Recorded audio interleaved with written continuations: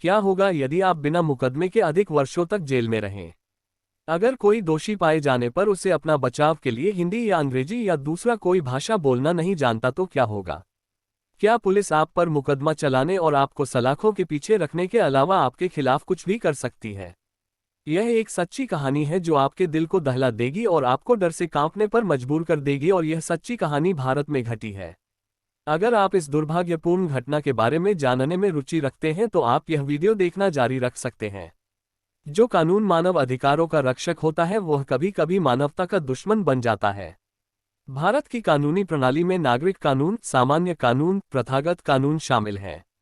औपनिवेशिक युग से विरासत में मिले कानूनी ढांचे के भीतर धार्मिक कानून और कॉर्पोरेट कानून और अंग्रेजों द्वारा पहली बार शुरू किए गए विभिन्न कानून आज भी संशोधित रूपों में प्रभावी हैं। भारतीय संविधान के प्रारूपण के बाद से भारतीय कानून भी मानवाधिकार कानून और पर्यावरण कानून पर संयुक्त राष्ट्र के दिशानिर्देशों का पालन करते हैं। अब आप समझ गए हैं कि कानून मानवाधिकारों की सुरक्षा के लिए है। लेकिन एक सच्ची घटना असम में घटी जहां एक व्यक्ति बिना किसी मुकदमे के 54 साल तक जेल में रहा। आइए जानते हैं इस सच्ची घटना के बारे में।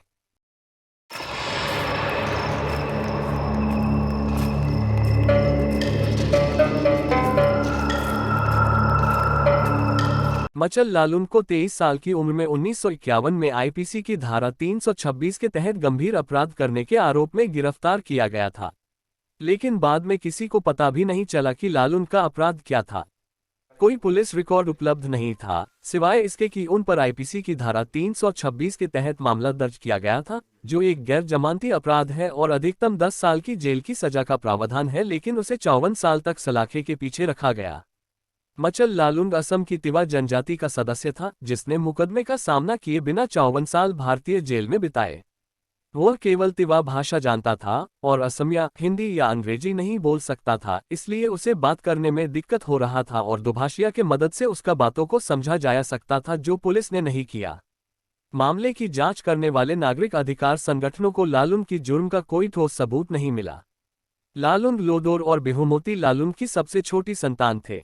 यह परिवार तिवा जनजाति के मसलाई कबीले से था और खलागांव क्षेत्र में बसने के लिए पहाड़ियों से आया था। जब वह छोटे थे तब उनके माता पिता की मृत्यु हो गई, जिससे उन्हें अपनी बड़ी बहन के परिवार के साथ रहने के लिए मजबूर होना पड़ा। गिरफ्तारी के 1 साल से भी कम समय के बाद लालुन को तेजपुर में एक मनोरोग संस्थान में स्थानांतरित कर दिया गया और जाहिर तौर पर उन्हें भुला दिया गया। 1967 में डॉक्टरों ने लालुन को पूरी तरह से फिट प्रमाणित किया, लेकिन रिहा होने के बजाय पुलिस ने उन्हें गुवाहाटी की एक जेल में स्थानांतरित कर दिया गया, जहां वे अपनी रिहाई तक रहे। वर्ष 2003 में स्थानीय मानवाधिकार समूहों ने लालुन के मामले को राष्ट्रीय के ध्यान में लाया। भारत का मानवाधिकार आयोग के हस्तक्षेप के कारण और उनके मामले की सुनवाई हुई और एक भारतीय रुपये के सांकेतिक बॉन्ड का भुगतान करने के बाद 1 जून 2005 को उन्हें रिहा कर दिया गया। उनकी रिहाई के बाद भारतीय सुप्रीम कोर्ट ने स्वत संज्ञान लेते हुए राज्य सरकार को लालुन को 3 लाख रुपये का मुआवजा देने का आदेश दिया और साथ में 1000 रुपया हर माह पेंशन के रूप में देने के लिए आदेश दिया। लालुन की बहन की वर्ष 2000 में मृत्यु हो गई थी और बहन की मौत के बाद लालुन का कोई परिवार या रिश्तेदार नहीं बचा, लेकिन कुछ सूत्र के अनुसार लालुन की रिहाई के बाद उन्हें वापस उनके गांव ले जाया गया, जहां केवल एक ग्रामीण ने उन्हें पहचाना।